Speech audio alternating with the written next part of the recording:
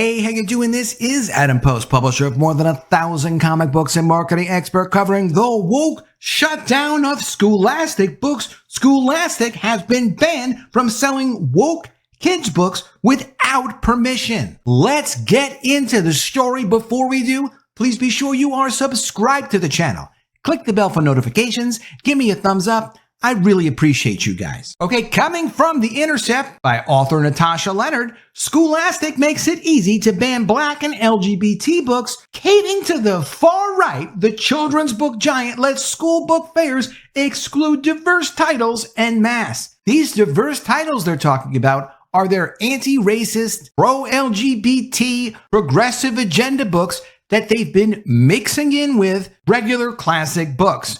And just so we understand where this goes in the future, Ontario School Board removes Anne Frank's diary, Harry Potter, the Very Hungry Caterpillar, from libraries in the name of equity. This is one school district in Canada. They pulled every book published before 2008 because the books didn't feature equity enough, which of course is their agenda. It's not equality. It is their version of what's fair in society. And thankfully, this was reversed in Ontario, where classic books were allowed back in the library. So it's not just about creating books that offer different perspectives. It's ultimately about banning all books that they don't like. But they will criticize you for saying, listen, I don't want you teaching books in class or exposing kids to books like Genderqueer, which is a highly inappropriate book for children. So inappropriate for children that the author of Genderqueer said, I don't recommend this book for kids. Okay, well, if they're going to say that,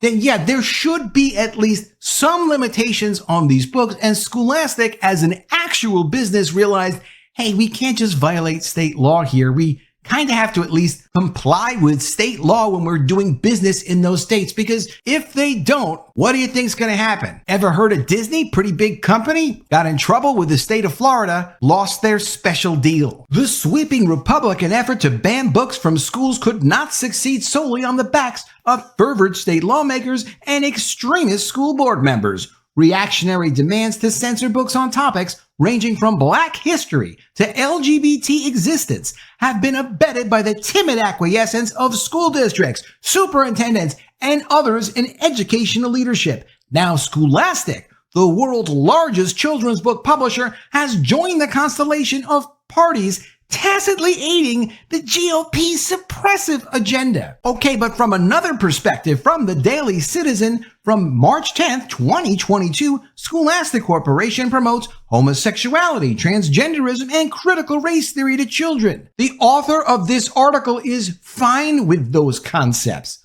but not every parent wants that for their children. And yes, according to the law, they're allowed to raise their children the way they want to. Not everything that you want to do to children is a human right. For its thousands of book fairs in elementary schools this year, the company has segregated books focusing on a huge array of topics and stories, fiction and nonfiction. Because you take nonfiction books and make them fictional with pushing your agenda in it. And you think they're not going to notice? And these books share little in common aside from not centering white heterosexual experiences. Books on Black identity, picture books with LGBT characters, stories of indigenous history and migration, among others, have been grouped together in a collection under the title, Share Every Story, Celebrate Every Voice. Yes, because they're different non-mainstream views. Again, not everything that you want to do is a human right, and not every idea that you have is a mainstream idea. School officials can then opt to exclude the entire section from their school's book fairs in one fell swoop.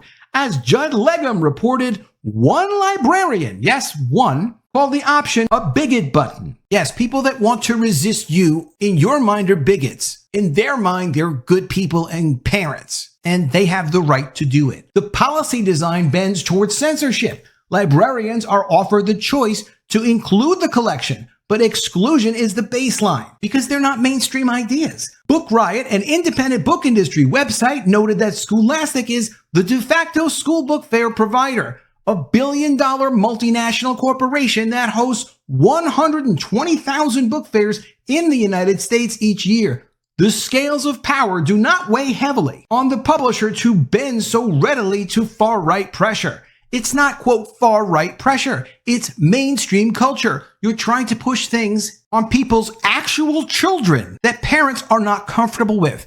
And that's where you're getting the resistance. The company has hardly been restrained in its selections. Exclusion include nothing so radical as a biography of Supreme Court Justice Ketanji Brown Jackson, a picture book about the late Rep. John Lewis, a collection of poems about National Youth Poet Laureate Amanda Gorman, and numerous kids' books that dare to show that LGBT, Black, Indigenous, and disabled people exist. In previous years, such titles would have simply been mixed in with other offerings. And that's what's unacceptable to parents, that they're not straightforward stories that appeal to everyone. They're stories that push an inappropriate agenda on children. Book bans have been a major front in the Republicans' Christo-nationalist refashioning of the education system. According to a report from PEN America, in the 2022 to 2023 school year, there were 3,362 recorded instances of book bans in the U.S. public school classrooms and libraries. Quote, authors whose books are targeted are most frequently female, people of color, and or LGBT individuals, the report noted. In the last 2 years, 15 states have passed legislation to ban books in all school grades that relate to some mangled notion of critical race theory or anything that challenges racism and introduces gender nonconformity. Totally inappropriate concepts for children. Completely inappropriate concepts for children. And that's why, in addition to these 15 states, there's another 15 states with pending legislation, I'm sure most of which will actually get through to protect children from you. Well, because Scholastic book fairs are invited into schools where books can be purchased by kids on their own, these laws create an almost impossible dilemma, the company said in a statement published in response to criticism. Back away from these titles or risk making teachers, librarians, and volunteers vulnerable to being fired, sued, or prosecuted. Deflection to issues of teacher liability is a cheap abdication. As a powerful corporate enterprise, the publisher could throw its weight behind challenging book bans and defending imperiled teachers who fight for anti-racist education. Yeah, people are actually not interested in doing that. Teachers are interested in their pensions, and some of them are absolutely delusionally trying to push crazy ideas and inappropriate ideas like this on children. And those people would still probably continue to do this, will eventually get caught and hopefully fired. Instead, it is making the enactment of reactionary laws easier. That a billion-dollar firm has not taken the righteous path comes as no shock. Well, this is not a religion. This is not a, quote, righteous path one way or the other, except if you're doing it to protect children, which the people who oppose all of this are doing it righteously to protect children. This is why they win. Scholastic's decision is all the more feeble given the weakness of the book ban laws and removal policies in question. The language of the laws themselves is extremely vague. For instance, Arizona bans instruction that presents any form of blame or judgment on the basis of ethnicity or sex. Florida is particularly expansive, but no more specific, barring any training or instruction that espouses, promotes, advances, inculcates, or compels belief in certain ideas about race, sex, color, or national origin. Arkansas legislation simply states that public institutions are barred from the teaching or training of divisive concepts. And that phrase divisive concepts appears a lot now, and it's good because that is what they're about. We want to take your children and indoctrinate them and train them to fight your system. And then we control those children and we control the future. It's that sick. The law's ambiguity gives the state expansive leverage to reprimand and punish schools, librarians, and individual teachers should a prosecutor choose to apply the law aggressively or appropriately. The imprecision, however, also gives educators and school officials more ground to push back, especially as fights against these laws continue in federal court. Instead, school districts have mostly responded with vigor in removing books from shelves. Teachers and librarians should not, of course, have to risk their livelihoods, and schools should not have to risk losing funding in order to keep diverse books on their shelves. But school districts and educational companies like Scholastic need not jump so readily through right-wing hoops. The progressive light ring of share every story, celebrate every voice does not drown out the fact that the billion-dollar company is offering up censorship on a platter. If you want to play games with the governor of Florida and some of these other aggressive governors who are willing to stand up and say, no, our population doesn't want your ideological agenda, stop attacking our children. If you want to fool around with that state, you fool around with that state. Scholastic is a big company. It's not a wildly profitable company, but it is a big company. If they go against Florida, they can do what Disney did and find out what happens to companies that try to overturn the laws, which Disney did do, of the state that's hosting them. It's not good for business. The answer to the GOP's ideological warfare on the woke has never been put to our faith in private corporations like Scholastic to maintain kids' access to diverse reading material, just as Bud Light and Target will not carve the path for trans liberation by market testing LGBT inclusivity. No, you can't get a beer company to pave some agenda that you have that's ideological, whether it's about sex changes or not. That is not what they're in the business of doing. Bud Light, I know quite a bit about. I've done many more than 100 videos about the situation on Bud Light. They've lost more than $20 billion of the value of their stock. That's investors that get hurt. That's pension funds that get hurt.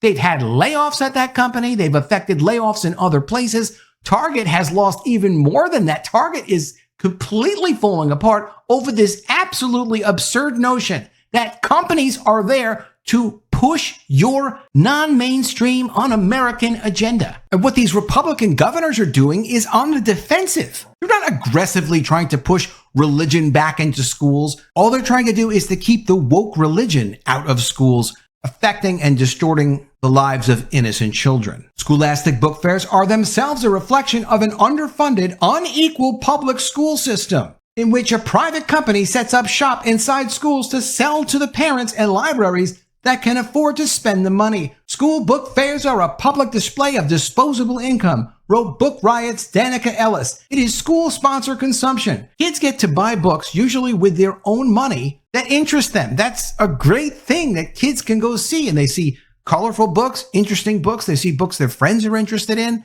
It's a social thing. It's a great thing. It's not something that should be tainted, damaged, and destroyed by people so busily trying to push their so far out there ideas on children. But for the sheer fact of offering books that tell stories beyond whiteness and gender conformity, which we don't accept your term of whiteness. That's a disgusting term. We're Americans. We have values based on our constitutional rights, not on our races. That's where you got this thing wrong. And gender conformity. People can be whatever gender they want to be. When you start trying to confuse children, you got a problem. Scholastic has, like Disney, drawn the ire of far-right zealots. I do some videos about Disney as well, quite a few. Disney has lost $218 billion since their high in 2021, messing around with pushing this silly, nonsensical, illogical, progressive agenda on children. Now, Bob Iger is pretty soon going to lose his position as CEO.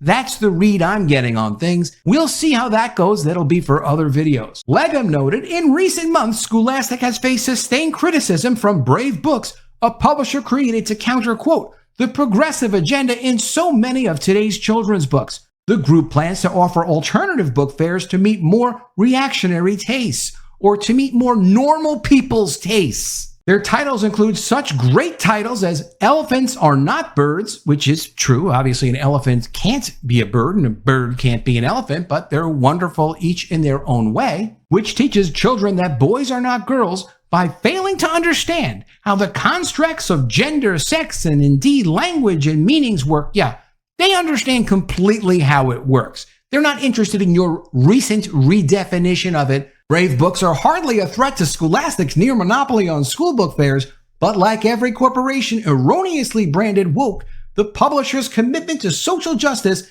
even in its most tepid form, goes so far as it serves profit margins and no further.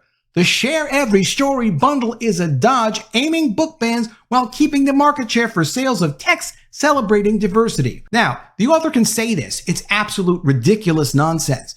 Because Scholastic, by going out of their way to upset a lot of their customers, has taken on multiple titles and invested in multiple titles and pushed multiple titles, just like Bud Light's been doing, just like Target's been doing, just like Disney has been doing, so many of these companies have been doing, taking a loss on producing things that people don't actually really want. Probably some people want these books. I'm not saying nobody wants these books. I'm saying Scholastic actually has gone far out of their way to produce and make available these other divisive books. So to say that they haven't done that just shows you how if you give an inch to people like this, they try to take a yard. And now controlling your children's lives seems to be their human right as far as they're concerned. This is why you have to discount them and push them away, or take them to court, beat them there, wherever you have to beat them. You can't give an inch to them. If the company wants to protect teachers, librarians, and schools from the consequences of rightfully defying book bans, except when it's your book ban, right? Except when you do a book ban, it's going to be for what you call equity. So it's always going to be appropriate, whatever it is that you're doing, because it pushes your power and your control and your agenda. Now, you can't ask a public company, which Scholastic is, it's publicly traded, to invest its money in multiple lawsuits that are going to get it excluded from multiple states. You can't. It's an absolutely ridiculous concept. And it's somebody who's naive of how business works. It's also not what parents want. So why would they do something like that? But she helpfully suggests also that Scholastic can spend its money getting, quote, Christo-fascists out of office, or supporting lawsuits and legislation to stop book bans and protect educators who won't be coerced out of teaching inclusive titles. Well then, let me know what you think of all this in the comments below. Always love to see your ideas. Please be sure you are subscribed to the channel, click the bell for notifications, give me a thumbs up, and I'll see you again soon with another video. And if I don't see you, I will miss you.